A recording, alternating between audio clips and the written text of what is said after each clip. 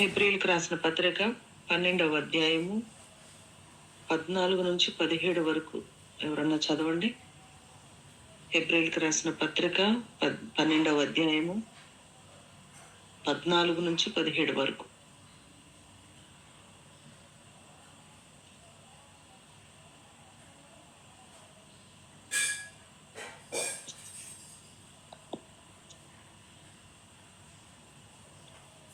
ఒక 12వ అధ్యాయము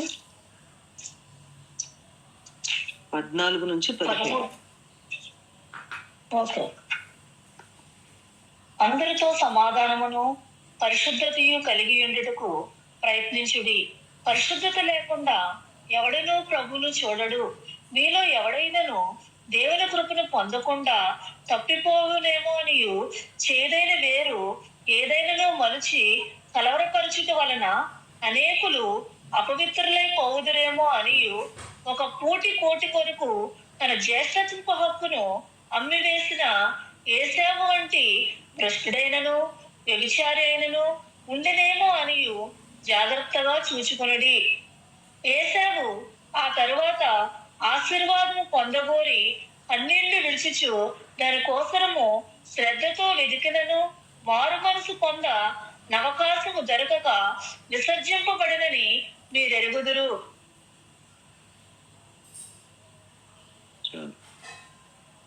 ఇక్కడ మనం చూసినట్లయితే ఈ యొక్క హెబ్రీయులకు రాసిన పత్రిక మొత్తం కూడా మనం చూస్తే యేసు ప్రభు యొక్క విశిష్టత, ఆయన యొక్క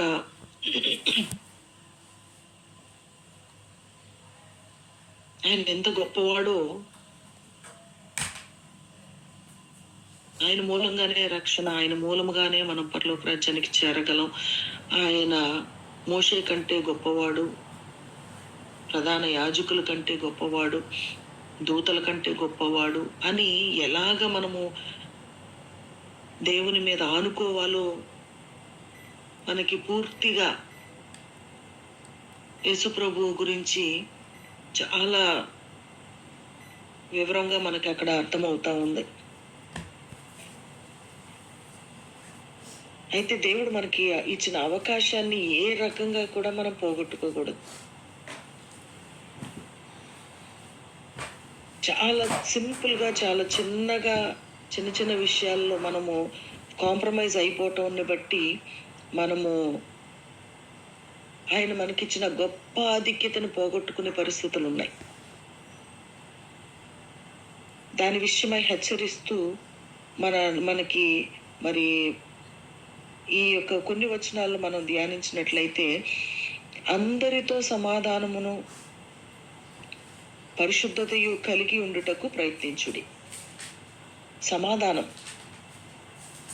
మనం అందరితో సమాధానంగా ఉండాలి. అది చాలా ప్రాముఖ్యమైంది. కొంతమంది ఊరికినే తోటి వారిని తోలనాడుతూ సమాధానాన్ని పోగొట్టుకుంటూ ఉండే పరిస్థితులు కనబడతా ఉంటున్నాయి. ఎంత అంటే సమాధానాన్ని మనము 1 పేతురులో మనం చూసినట్లయితే 3వ అధ్యాయం 11వ వచనంలో, అతడు కీడు నుండి తొలగి మేలు చేయవలెను, సమాధానమును వెదకి దాన్ని వెంటాడవలెను. సో సమాధానాన్ని వెదకి దాన్ని వెంటాడాలి.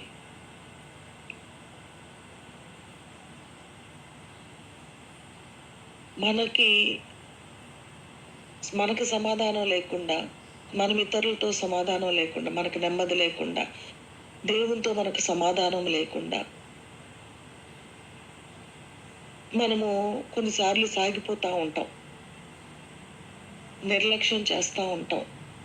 సమాధాన పడటానికి వాళ్ళు ముందు మనల్ని క్షమాపణ అడగాలి, లేకపోతే వాళ్ళదే ఎక్కువ తప్పు ఉంది, వాళ్ళు తగ్గాలి, వాళ్ళే ముందు వచ్చి సారీ చెప్పాలి, అని చెప్పినప్పుడు నేను క్షమిస్తాను అని చెప్పి మనము వాళ్ళే అని మనం కొన్నిసార్లు కామ్గా ఉండిపోతూ ఉంటాం. చక్కని సమాధానాన్ని వెదకి దాన్ని మనం వెంటాడాలి. సఖ్యమైతే అందరితో సమాధానంగా ఉండండి అన్నీ రోమీలకు రాసిన పత్రికలో కూడా 14వ అధ్యాయం 19వ వచనం అనుకుంటా. అక్కడ కూడా సఖ్యమై అందరితో, అంటే అవ్వచ్చు అవ్వకపోవచ్చు, కానీ మన వంతు మనం ప్రయాసపడాలి. మన వంతు మనం సమాధాన పడటానికి మనం ప్రయాసపడాలి. సమాధానాన్ని వెదకాలి, దాన్ని వెంటాడాలి.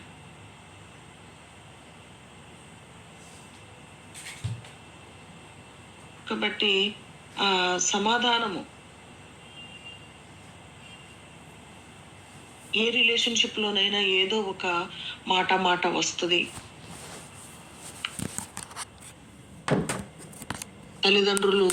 తల్లిదండ్రులకి పిల్లలకి వస్తుంది.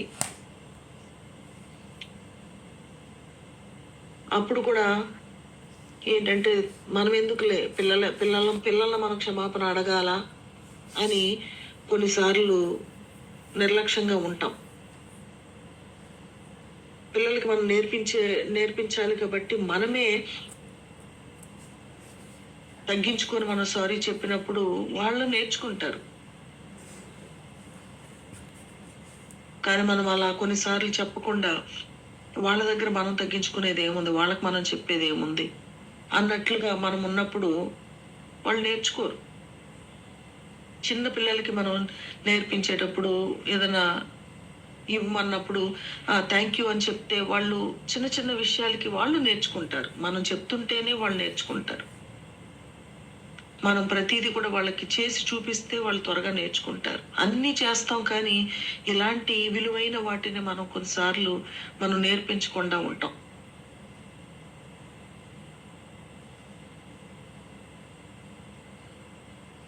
అందుకనే చాలా మంది ముందు సారీ చెప్పడానికి వాళ్ళకి చాలా చాలా కష్టం అయిపోతుంది. చాలా ఈగో హర్ట్ అవుతా ఉంటుంది.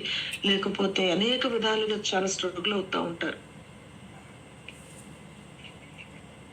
కాబట్టి ఏ రిలేషన్షిప్ లోనైనా సరే ఆ సమాధానం అనే దాన్ని వెదకి దాన్ని వెంటాడే వారిగా, అట్లాగే పరిశుద్ధతయు కలిగి ఉండేటకు ప్రయత్నించండి. పరిశుద్ధంగా ఉండడానికి, పరిశుద్ధంగా మన హృదయాన్ని కాపాడుకోవడానికి, మన దేహాన్ని కాపాడుకోవడానికి. ఎందుకంటే ఎందుకు ఇలా పరిశుద్ధత లేకుండా ఎవడును ప్రభువును చూడడు.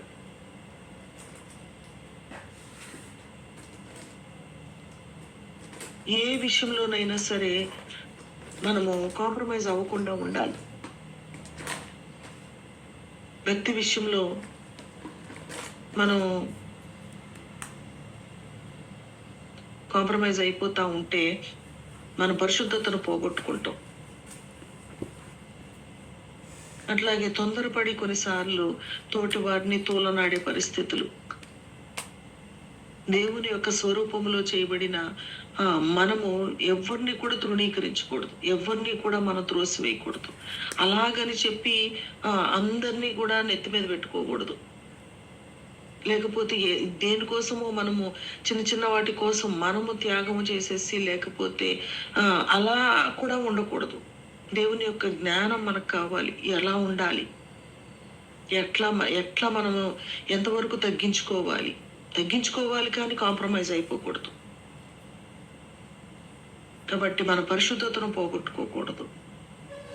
సమాధానం కలిగి ఉండాలి, అలాగే పరిశుద్ధతను కూడా మనము కలిగి ఉండాలి. మీలో ఎవడైనా దేవుని కృపను పొందకుండా తప్పిపోవునేమో అనియు, చేదైన వేరు ఏదైనా మొలచి పరచుట వలన అనేకులు అపవిత్రులైపోగుదరేమో అనియు. చూడండి, మీరు ఎవడైనా దేవుని కృపను పొందకుండా దేవుని యొక్క కృపను మనము పొందుకోలేకపోయే పరిస్థితుల్లోకి మనం వెళ్ళకూడదు. ఇక్కడ యేసేవుని బెస్ట్ ఎగ్జాంపుల్ గా మనకి పౌలు గారు చూపిస్తా ఉన్నారు. యేసేవుకి ఒక జ్యేష్ఠత్వము అంటే ఆస్తిలో డబుల్ పోర్షన్ రావడమే కాదు, ఎక్కువ భాగం రావడమే కాదు, అబ్రహాముకు దేవుడిచ్చిన వాగ్దానములో వారి యొక్క సంతానములో జ్యేష్ఠ పుత్రుని యొక్క సంతానము అది ఎలాగా యేసుప్రభు రావడానికి వారి యొక్క సంతానంలో నుంచి మరి జ్యేష్ఠుణ్ణి దేవుడు ఎన్నుకున్నాడు. జ్యేష్ఠునికి ఒక ప్రత్యేకత ఉంది, కానీ ఆ యొక్క అవివేకంగా తను ఉండడాన్ని బట్టి చాలా కోల్పోయాడు. కొన్నిసార్లు మన యొక్క అవివేకంగా మాట్లాడి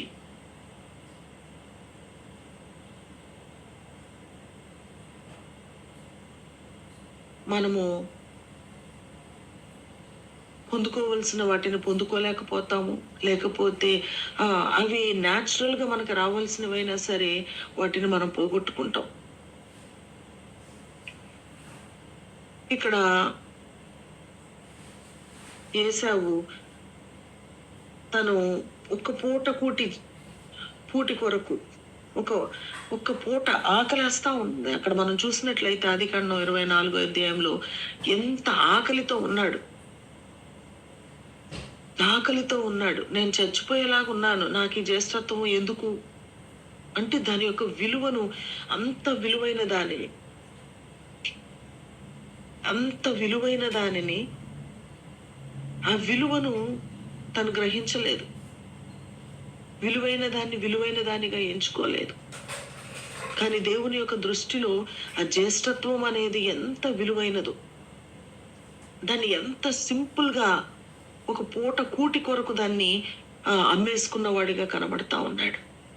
కొన్ని విలువైన వాటిని, విలువైన సమయాలని, విలువైన దానిని చాలా చిన్న అల్పమైన వాటి కొరకు దాన్ని మనం పోగొట్టుకుంటాం. దేవుడు మనకి ఒక ప్రత్యేకమైన ఒక ఆధిక్యతను దేవుడు మనకి ఇచ్చినప్పుడు, ఒక గొప్ప రక్షణ మనకి ఇచ్చినప్పుడు చిన్న వాటి కొరకు కాంప్రమైజ్ అయిపోయి విలువైన వాటిని పోగొట్టుకుంటాం.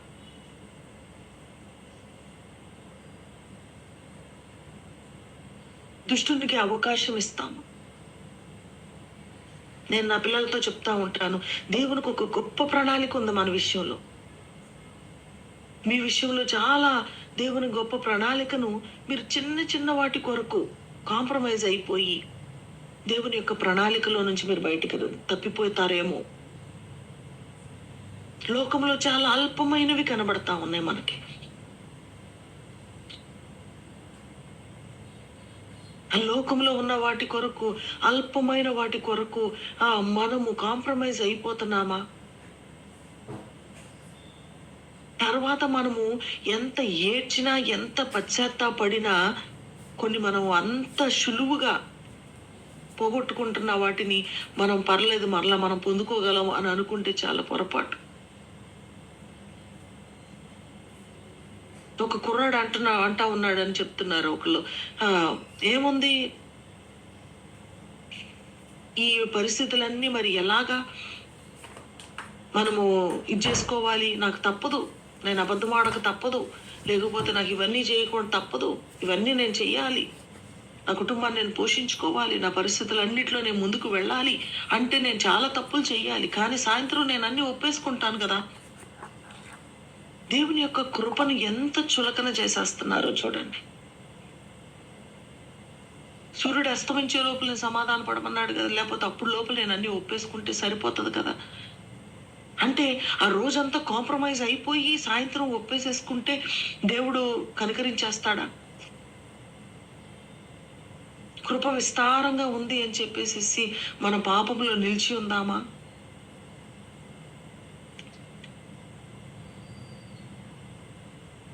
మీలో ఎవడైనా దేవుని కృపను పొందకుండా తప్పిపోవునేమో అని, దేవుని కృపను మనము పోగొట్టుకునే పరిస్థితులు. దేవుణ్ణి అంత చులకన చేయొద్దు. హీఈస్ ఎ సుపీరియర్ గాడ్. దేవునికి మనము ఆ ప్రధానమైన స్థానాన్ని మనం ఇవ్వాలి. ఆయనకి మన ప్రధానమైన స్థానం ఇచ్చినప్పుడు ఆయన యందు మన విశ్వాసం ఉంచి ఆయన కృపను మనము శోషణ చేసుకోవడం కాదు, కానీ కృప ఉంది కాబట్టి నేను తప్పు చేస్తాను, నాకు కావాల్సిన వాటిలన్నిటి కొరకు నేను ఏదో ఒకటి చేసేస్తాను, తర్వాత దేవుని క్షమాపణ అడుగుతాను, ఆయనే క్షమిస్తాడు, ఆయన కృప విస్తారంగా ఉంది కదా అని అనుకోవడం కాదు కావాల్సింది అక్కడ.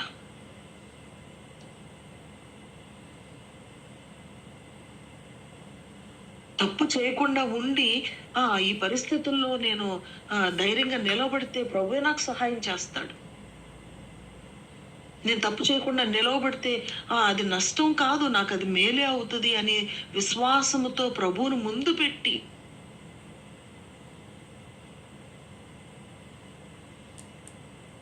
మనం ధైర్యంగా నిలబడాలి. కానీ కాంప్రమైజ్ అయిపోయి చాలా సులువుగా తప్పు చేసి సులువుగా తప్పు చేస్తూ దేవుని కృప ఉంది కదా అని అనుకుంటా ఉంటే మాత్రం అది చాలా ప్రమాదం.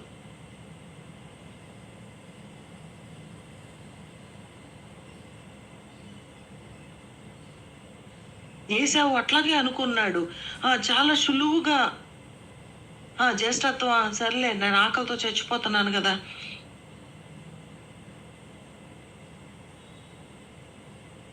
అని చెప్పి జస్ట్ దాన్ని పెద్ద కేర్ చేయలేదు. కానీ అది ఎంత ప్రాధాన్యమైనదో, ఎంత ప్రాముఖ్యమైనదో. అలాగా మనము చిన్న చిన్నవే కదా అని మనం అనుకునేలాగా అపవాది మనల్ని దోచుకుంటున్నాడు. ఆయన కృపను మనం పోగొట్టుకునే వారిగా మనం అయిపోయే పరిస్థితుల్లోకి మనం వెళ్ళిపోతున్నామేమో. కానీ తను రియలైజ్ అయ్యి ఏశావు పశ్చాత్తాపడి కన్నీరు విడిచాడు, చాలా పశ్చాత్తాపడ్డాడు. ఎంత బాధపడ్డాడు, ఎంత జెన్యూన్గా తను పశ్చాత్తాపడ్డాడు. కానీ దానివల్ల కూడా ఫలితం లేదు. క్షమాపణ పొందకుండా క్షమించబడతామేమో కానీ మనం పోగొట్టుకున్నది మాత్రం మరలా తిరిగి రాదు. నమ్మకంగా ఉండి మనము ఆ నమ్మకమైన దేవుని దగ్గర నుంచి ఆ దీవెనలు మనం పొందుకోగలగాలి. కానీ అపనమ్మకముగా ఉండి, అవివేకంగా ఉండి, దేవుని యొక్క కృపను చులకన చేసి, ఒక్కసారి ఇక్కడ మనం చూసినట్లయితే ఎంత దయనీయమైన పరిస్థితిలో ఏశావు ఉన్నాడో చూడండి. ఆశీర్వాదాన్ని పొందగోరాడు, కన్నీరు విడిచాడు, దానికోసం శ్రద్ధతో వెతికాడు, మారు మనసు పొందే అవకాశం కూడా దానికి దొరకలేదు. మనం కూడా అనేక సార్లు దేవుడు మనకిచ్చిన గొప్ప వాటిని, మనకిచ్చిన ఆధిక్యతను, మనల్ని ఉన్నతమైన స్థితిలో ఉంచాలని ప్రభు ఆశపడతా ఉంటంటే మనమే మన స్థితికి హీనంగా దిగజారిపోతున్నాం. దేవుని యొక్క ఉద్దేశాలు నెరవేర్చబడకుండా కాంప్రమైజ్ అయిపోవటాన్ని బట్టి, చిన్న చిన్న విషయాలకి కాంప్రమైజ్ అయిపోవడాన్ని బట్టి దేవునిచ్చిన ఆ గొప్ప ఆధిక్యతను మనం పొందుకోలేకపోతున్నాం.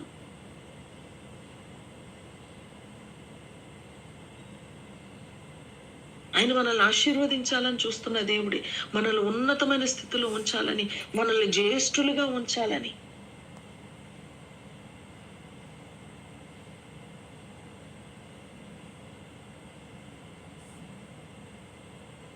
జ్యేష్ఠులుగా మనల్ని ఉంచాలని ప్రభు ఆశపడుతున్నారు. కానీ మనము దావీదును మనం చూసినట్లయితే అందరికంటే చిన్నవాడు, కానీ తన యొక్క నమ్మకత్వాన్ని బట్టి తను ఎలాగ దేవుని కృపను పొందుకున్నాడో చూడండి.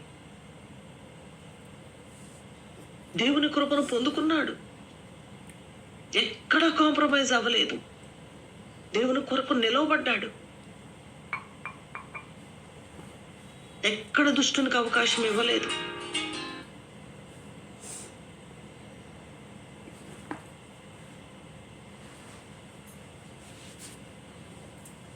దేవుని కార్యాలు అవి కంటికి కనబడవు, చెవికి వినబడవు, హృదయానికి మన మనస్సు కూడా దేవుడు మనం చేసే కార్యాలు మనం ఎంత ఊహించుకున్నా, ఎంత గొప్పగా దేవుడు నన్ను ఇలాగా చేయగలడు అని ఒకవేళ ఊహించుకోవడానికి మనం ప్రయత్నం చేసినా మన ఊహకు అందనంతగా దేవుడు మన జీవితంలో కార్యాలు చేయగలడు.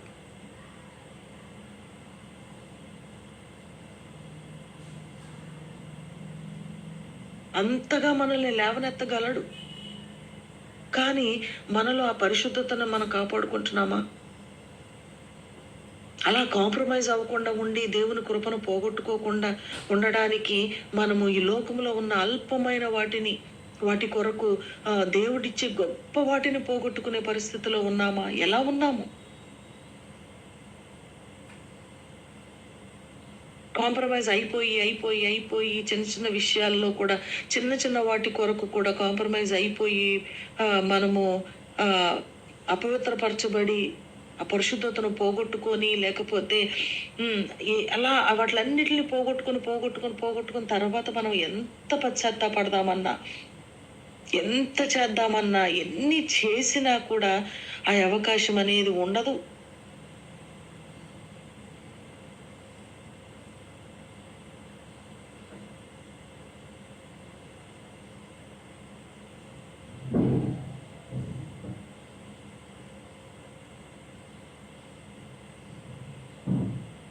అలా మనం ఇప్పటికీ ఎన్ని పోగొట్టుకున్నామో. ఇంకా మనము భ్రష్టులమైపోకుండా ఇప్పటికైనా సరే మారు మనసు పొంది మనము కన్నీళ్లు విడిచి శ్రద్ధతో మనం వెదికి ఆ యొక్క ఆశీర్వాదాన్ని పొందుకోవడానికి మనము నిర్లక్ష్యంగా ఉంటే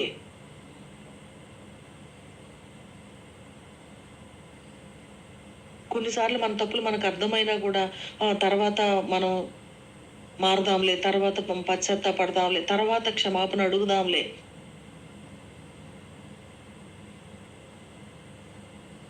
వెంటనే కూడా మన స్థితి మనం గ్రహించుకొని పశ్చాత్తాపడని పరిస్థితులు కనబడతా ఉన్నాయి.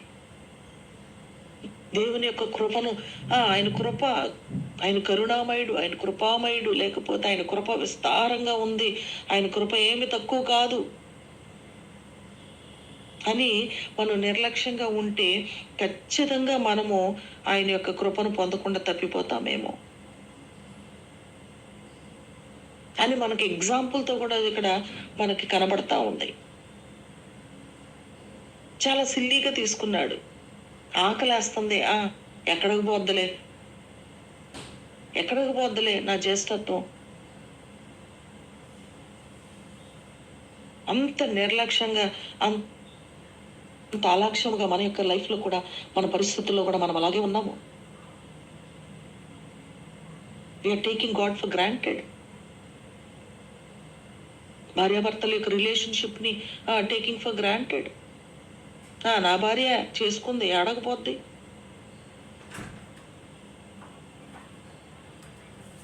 ఎక్కడికి వెళ్తుందిలే,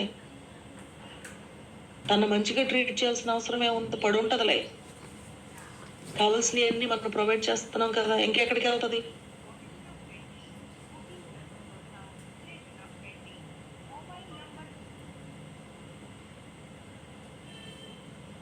మొన్న మధ్య ఒక కుటుంబం గురించి విన్నప్పుడు భార్యాభర్తలు ఇద్దరు, ఆమెకి తల్లిదండ్రులు లేరు, ప్రేమించి పెళ్లి చేసుకుంది ఆ అమ్మాయి.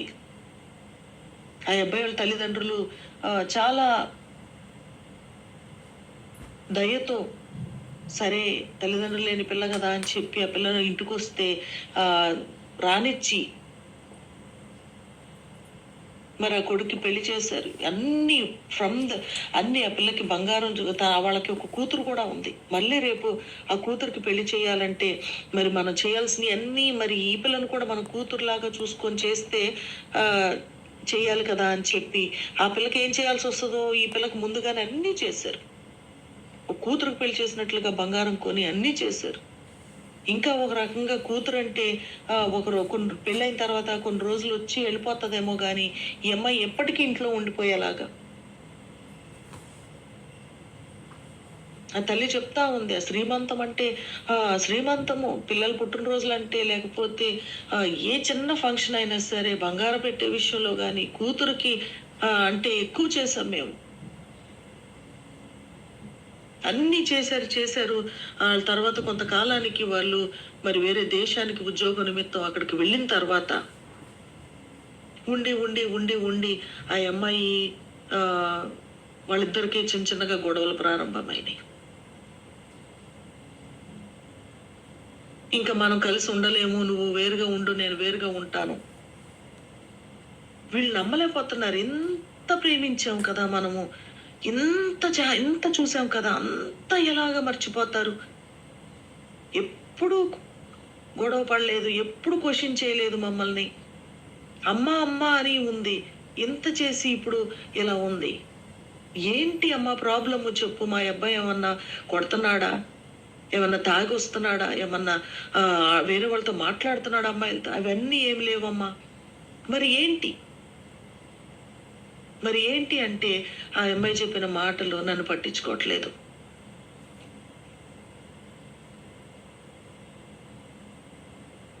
ఒక రిలేషన్షిప్ ని బిల్డ్ చేసుకోవడానికి మనం ట్రై చేయాలి. పిల్లలే కదా, లేకపోతే భార్యనే కదా, ఆ భర్తే కదా.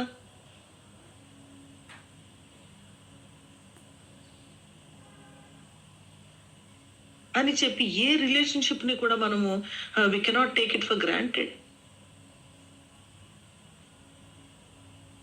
ఆ రిలేషన్షిప్ ని ఏదైనా సరే, ఆ బంధాన్ని మనము హెల్దీగా దాన్ని ఉంచుకోవడానికి మనం ప్రయత్నం చేయాలి.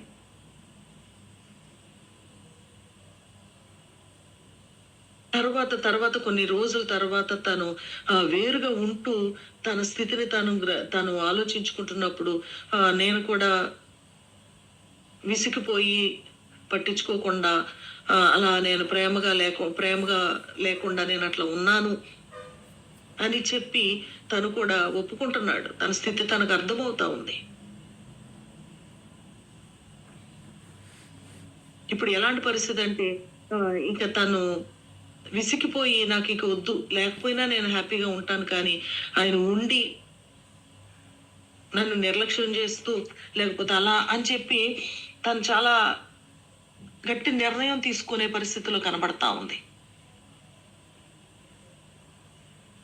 ఇప్పుడు తను తప్పు తెలుసుకొని నిజమే నేను పట్టించుకోలేదు, నేను కఠినంగా ఉన్నాను, నేను ఎట్లా ఉన్నాను అని చెప్పినా ఇక నాకు వద్దు, నా వల్ల కాదు, నేను భరించే శక్తి నాకు లేదు అని చెప్పి ఆమె వద్దు అనే పరిస్థితి. అరే పెళ్ళయినప్పుడు ఇంతకాలము 20 సంవత్సరాలు ఉండి ఉండి ఉండి ఓర్చుకొని అయినా ప్రేమను పొందుకోనప్పుడు తెగదింపులు చేసుకోవడానికి లేకపోతే వేరుగా ఉండడానికి తన మనసు నిర్ణయించుకొని స్థిరపరచుకొని ఇక నాకొద్దు, నా హక్కర్లేదు, నా తిప్పలు నేను పడతాను అనే పరిస్థితులు కనబడతా ఉన్నాయి. కాబట్టి ఏ యొక్క రిలేషన్షిప్ ని కూడా మనము సాగుతుంది కదా అని చెప్పి అలాగా మనం ఉండకుండా దాన్ని బలంగా ఉంచుకోవడానికి మన ప్రయత్నం మనం చేయాలి. అట్లాగే దేనికి కూడా మనం కాంప్రమైజ్ అయిపోయి చూడండి, అక్కడ ఏసావు తను ఉంటుందిలే నా జ్యేష్ఠత్వ హక్కు అనుకున్నాడు. అట్లాగే మనం కూడా దేవుని కృపను దేవుడు కృప కలిగిన వాడు కదా, ఆయన కృప ఉంటుందిలే, ఆయన క్షమించే దేవుడు కదా, ఎప్పుడైనా ఎలాంటి పరిస్థితుల్లోనైనా క్షమించే దేవుడు కదా. నిజమే క్షమిస్తాడు, కానీ విలువైన వాటిని మనం పోగొట్టుకుంటాం. ఆయన ఇవ్వనాశించిన శ్రేష్టమైన వాటిని కాకుండా ఏదో చిన్నగా కృపను పొందుకుంటాం, క్షమాపణ పొందుకుంటాం, కృపను పొందుకుంటాం, కానీ ఆ విలువైన వాటిని మాత్రం మనం పోగొట్టుకునే పరిస్థితులే కనబడతా ఉన్నాయి. మరి ఏసావు తను ఎంత పశ్చాత్తాపడినా, ఎంత దేవుని యొక్క ఆశీర్వాదమును, దేవుడు ఆయన కొరకు ఉద్దేశించిన ఆశీర్వాదాన్ని మాత్రం అతను పొందుకోలేకపోయాడు. కన్నీళ్లు విడిచాడు, దానికోసం శ్రద్ధతో వెదికాడు. మారుమనసు పొందిన అవకాశం కూడా దొరకక విసర్జించబడినని మీరు ఎరుగుదురు. కాబట్టి మనము కూడా దేన్ని మనం గ్రాంటెడ్ గా తీసుకున్నాం, దేన్ని మనం చులకనగా తీసుకున్నాం. సంఘంలో సేవకులను కూడా చులకనగా తీసుకొని మన పిల్లల యొక్క రిలేషన్షిప్ లో పిల్లల్ని కూడా వాళ్ళని చులకనగా చూసుకొని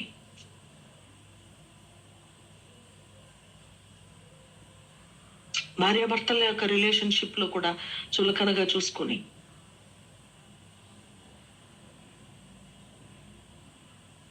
అన్నిటికంటే అన్నిటికంటే మిన్నగా దేవుణ్ణి మనం నిర్లక్ష్యపరుస్తున్నాం.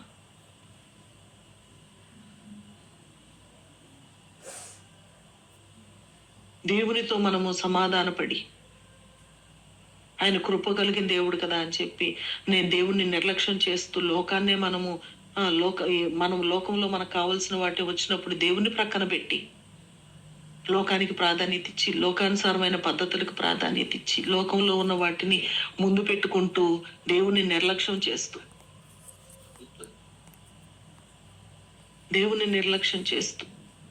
అలాగే సారీ చెప్పేది ఏముందలే, సమాధాన పడేది ఏముందలే, వాళ్ళే పడి ఉంటారు అని చెప్పి ఫిజికల్ రిలేషన్షిప్స్ లో కూడా అట్లా మనం దేన్ని గ్రాంటెడ్ గా తీసుకున్నాం. కష్టపడి శ్రేష్టమైన భక్తులు మనం చేయాలి. కష్టపడి మరి శ్రేష్టమైన రిలేషన్షిప్ ని మనం మెయింటైన్ చేయాలి. భార్య భర్తల రిలేషన్షిప్ లో కూడా ఎంత ఎఫర్ట్ పెడుతున్నాము నీ యొక్క రిలేషన్షిప్ ని హెల్దీగా ఉంచుకోవడానికి, దేవుడు ఉద్దేశించిన విధంగా ఉంచుకోవడానికి మనం ఏం కష్టపడుతున్నాం, ఏం ప్రయత్నం చేస్తున్నాం, ఎంత ప్రయత్నం చేస్తున్నాం.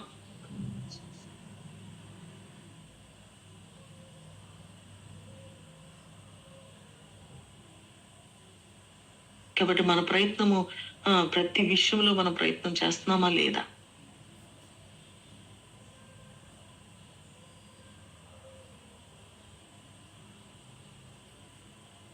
ఒకసారి మనం ఆలోచించుకొని ఏదైనా సరే దాన్ని పోగొట్టుకున్న తర్వాత మరలా మనం పొందుకోలేము. దేన్ని మనం పోగొట్టుకోవద్దు, తెగేదాకా మనము దాన్ని ఇచ్చేసుకోవద్దు.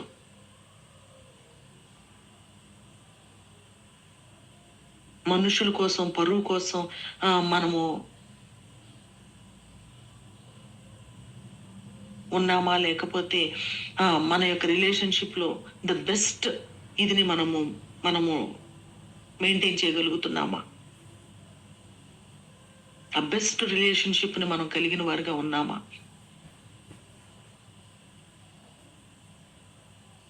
ఇక్కడ మన దేవునికి మనకి మనం చూసుకున్నట్లయితే ఆ యొక్క రిలేషన్షిప్ ని ఎంత ఇదిగా మనము తీసుకున్నామో, చులకన చేసుకుంటున్నామో, మరి దేవుడు కనికరిస్తాడులే, ఆయన కృప చూపిస్తాడులే, ఆయన కృపను మనం పొందుకుంటాములే అని చేయాల్సిన తప్పులు చేసేస్తూ మరలా దేవుని కృప కొరకు వేడుకుంటూ, అలాగే ప్రతి రిలేషన్ లో కూడా మనం చూసుకుంటే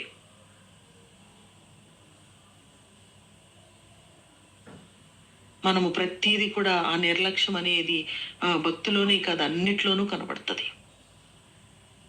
వాటిలన్నిటిని సరి చేసుకొని ఒక మంచి రిలేషన్షిప్, భార్యతో మంచి రిలేషన్షిప్, ఒక భర్తతో మంచి రిలేషన్షిప్, పిల్లలతో ఒక మంచి రిలేషన్షిప్, బంధువులతో మంచి రిలేషన్షిప్, అలాగే అన్నిటికంటే ప్రాముఖ్యముగా దేవునితో ఆయన కృపను పొందుకునే విధముగా మనం ఒక రిలేషన్షిప్ ని మనం మెయింటైన్ చేయవలసిన వారిగా ఉన్నాం.